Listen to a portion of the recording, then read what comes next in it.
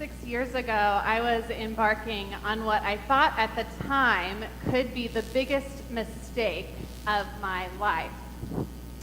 It was a beautiful summer Sunday in Seattle, and we had just celebrated the marriage of my pastor after church. And as I passed by my pastor on the way out, I gave her a hug and congratulated her once more, and then she got a serious look on her face. And she said, "How are you doing? So close to the move."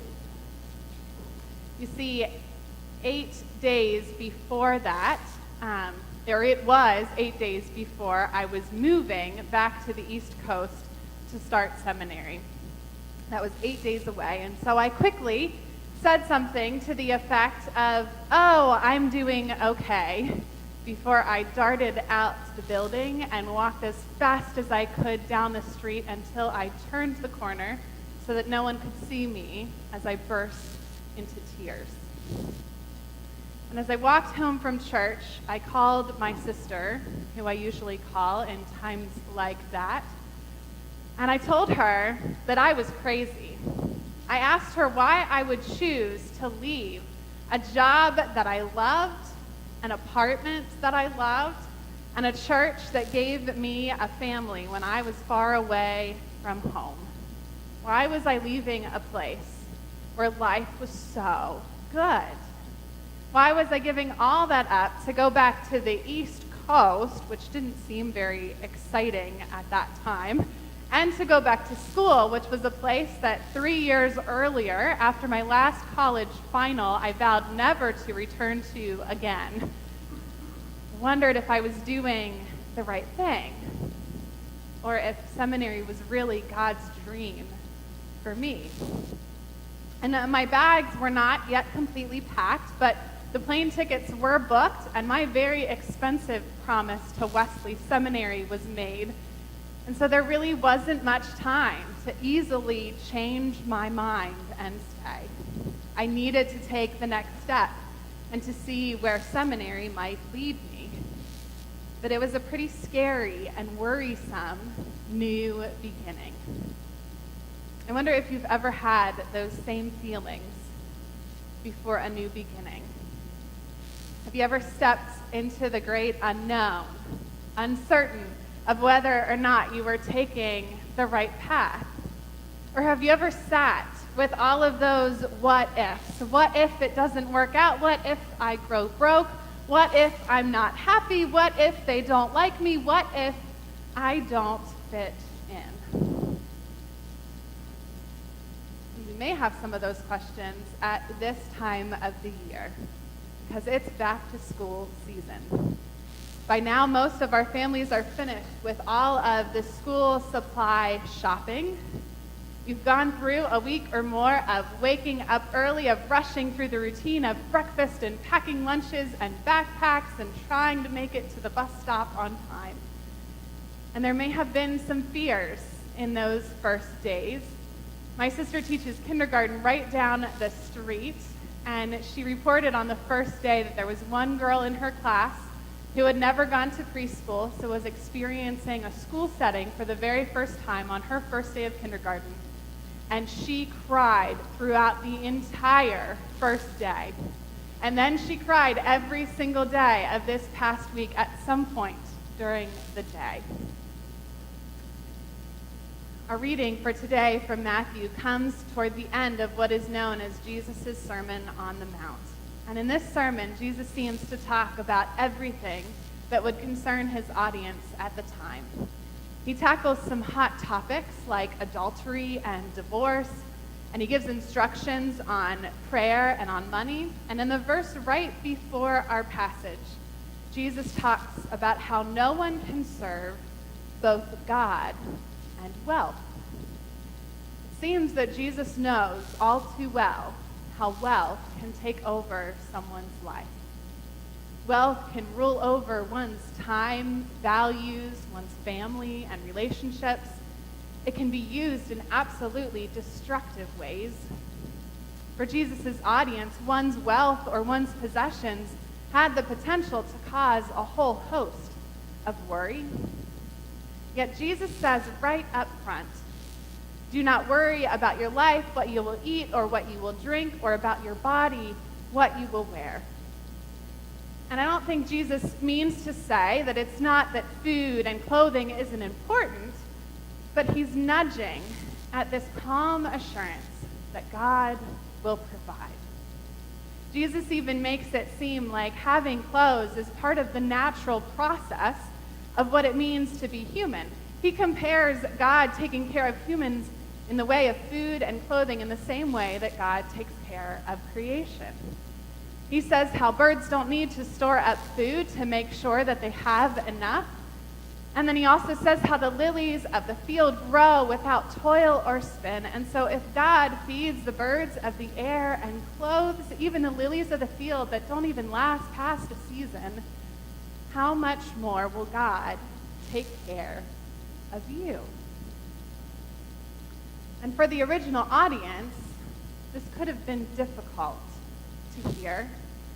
The reality of life for many was that having even just enough to eat and just enough to wear meant a life of working really hard and laboring. A life of worry would seem pretty justifiable.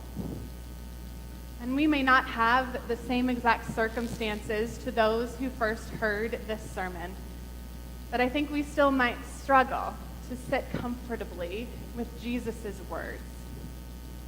If you couldn't tell yet by my opening story, I am a worrier. At every new beginning, worries start to flood my head. And so when I read Jesus' words telling me not to worry, I have a tendency to push back a little bit and to say something along these lines. Okay, Jesus, but aren't you being a little naive here? I mean, I need to plan ahead to know where my next meal is coming from and to make sure that my family is clothed. I need to be appropriately dressed for certain occasions because I'm a pastor and I need to dress in certain ways that are appropriate. And are there certain times in our life where worry may play a function? Sometimes worry keeps us from making the wrong decisions. And what am I supposed to do then if I don't worry? What am I supposed to do with all of the mental free time I used to spend worrying? So if I shut up and stop talking for a moment in my prayer time of fighting with God, and I slow down long enough to listen, Jesus says, life is so much more than concern for these little things. And if you can't trust me in these daily things, then how can you expect to trust me in the much bigger things of the world? Strive first for the kingdom of God and God's righteousness, and all of these things will be given to you as well. Now, this doesn't mean that we are free to just sit back and relax. Of course, we all know that things aren't just handed to us in life, and we have to work for the things that we have. But I think that Jesus is trying to get beyond all of that. When we spend time worrying about those little things in life, then we spend less time worrying about the things that God cares about. The things that we eat and the clothes that we wear, or those latest gadgets that we own, or the top of the line school supplies that we have to get our kids. All of that doesn't really matter much in the grand scheme of things. Jesus is pushing his followers to trust in God for those small things in life, and concentrate on those things that give life most meaning. I think our whole life of faith is like a call and response. God continually pours love and grace and mercy on us, and our response is to accept that love by then loving God and loving others. It seems like something that's so simple and so easy. It's like breathing in God's love and then breathing out by loving others. But sometimes there are obstacles that can get in our way. We get caught up in our schedules and our to-do lists and worries about deadlines and tests or living up to the standards that we or other people might put on us.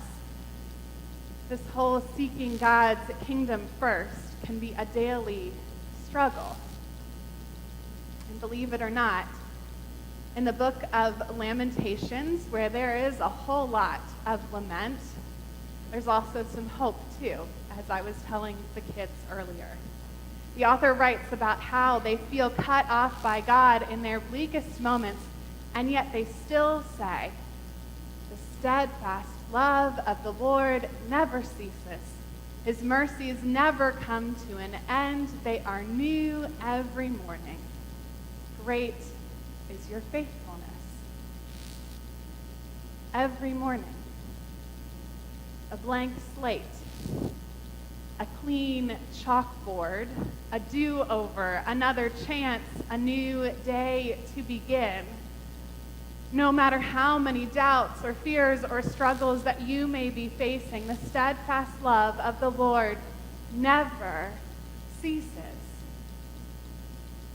And I think remembering that helps to ease the worries a bit. It helps to put our priorities into place. It helps us to know that with God's love always near us, then we can do better today than we did yesterday, and we can make it through whatever obstacles come our way because God is with us. 6 years ago, on that tearful walk home, my sister reminded me of a few things.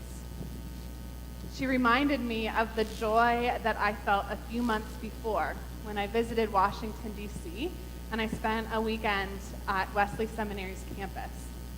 She reminded me how I felt like that was the place that God wanted me to study for the next 3 years.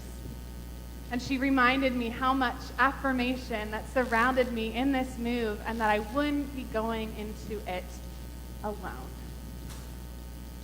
Now, my sister was also extremely excited for me to move back to the East Coast and to live closer to family.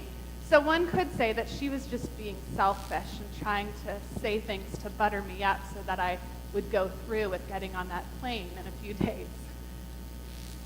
But there was a lot of truth in her words. As much as it hurt, leaving a community and a job and a church and a home in Seattle that I loved, I needed to trust God in the path that I was taking. There really was no other option but to trust. Sure, Seattle would have been very comfortable and wonderful, and I know that I could have still pursued God's call on my life if I had stayed. There would have been other things for God to accomplish through me there.